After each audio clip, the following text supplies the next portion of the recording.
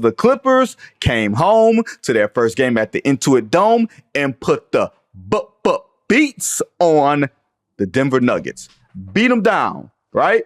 Lost by 34 points. I thought by looking at that, you would think, oh man, the Nuggets didn't adjust to things from game 1 and 2. Dan, I felt like the Nuggets said, Kawhi Leonard, you're not going to beat us. James Harden, you're not going to beat us. We are going to sell out on all of you guys and make Zubac and Norm Powell and Nick Batum and Derrick Jones Jr. beat us. And that's exactly what they did. Facts. So I was going to say my biggest takeaway from this game is I think I said it a couple weeks before the playoffs started. I was like, I think the Clippers are going to surprise some people. You're like, oh, the Kawhi health or whatever. But I was like, nah, it's their depth, man. Like their depth is crazy. And you've always been very complimentary of Ty Lue and his coaching and what he does in the playoffs. Best playoff coach around. What he's doing with Nick Batum. And I think Nick Batum is just one of those guys that you just have to. He's just one of those seasoned vets that you have to have on your team in the playoffs. He does all of he can play defense. He can guard multiple positions. His no dip three, no time wasted on that shot. Only Klay Thompson does that. But then also his playmaking. He had 5 assists. He just is that glue guy that can give you the minutes that you need and the role that you need at the right time. And when you have someone like Kawhi Leonard and James Harden being your rock and your core, anything else you're getting is playing with house money. Norm Powell was playing like crap the first 2 games, and then look, comes back and drops 20 points. Ivica Zubac, 19 and 9 rebounds. This team is deep. Bogdanovic hasn't even gotten busy yet.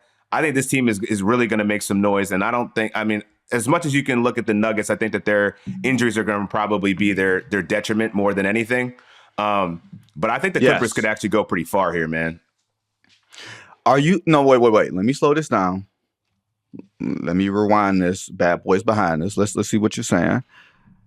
Are you saying that the Los Angeles Clippers of Inglewood, who would be set to play the Oklahoma City Thunder in the very next round, the first seeded Oklahoma City Thunder, the damn near 70-win Oklahoma City Thunder, are you saying that the Clippers can beat the Thunder or will beat the Thunder in the conference semifinals? I just want to put it on the record.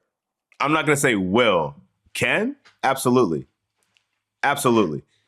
This is the deep enough team that I think can scrap down to the level of Oklahoma City and actually push people around. Because that's the thing. We could talk about the Memphis game, but that just got out of hand. But I think there's a point where experience is going to matter. And I think that that matchup against Oklahoma City is the one where I think we're going to see Shea tested more than he's been yet because of what you said. That coaching of Ty Lue, I think, is going to be able to figure out. Him and Jeff Van Gundy are going to be able to figure out something to complicate things more than they have so far. So a couple notes before I dig deep into what you just said there. Nikola Jokic had another triple-double, and it was meaningless. Yeah. And I think it's at a point where they're so heavily dependent on him offensively to create plays. He had 13 of their 20 assists. And I know that guys weren't hitting shots. The bench didn't do anything. I get that. But because you're so heavily dependent on Jokic, especially with MPJ and his injury, he may have to sit game 4, which would be another big-time loss for them. Because you have to depend so much on Jokic, they are tearing him up on the screen and roll. They are tearing him up defensively, and he's not getting help to where, man, I got to play up on the level of the screen, and now I'm chasing the play, and now we're in rotation, and now someone has to help me, and I got to get back to the rim. This is a laborious thing for Nikola Jokic in this series. He's playing against a team and a player in Ivica Zubac that is a physical matchup for him. And because they run so much Harden, Zubac pick and roll, that's tough.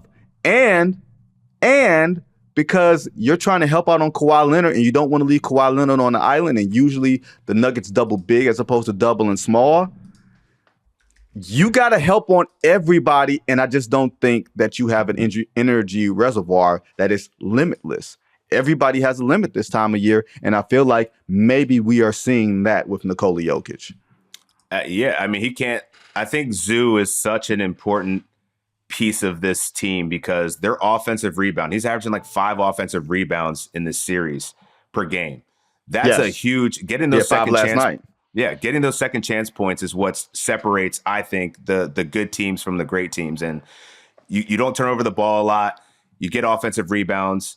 You have James Harden and Kawhi Leonard healthy. Like this team, I think, can actually do more than people are giving them credit for. And we'll see. But I think it is, to your point, I think it's more about, Jokic versus everybody, because Russell Westbrook tweaked his ankle or his foot in pregame warmups. Yeah. He wound up not being able to play many minutes. He's been at least an energy and a hustle guy that they've been pretty reliant on in this last stretch of the season.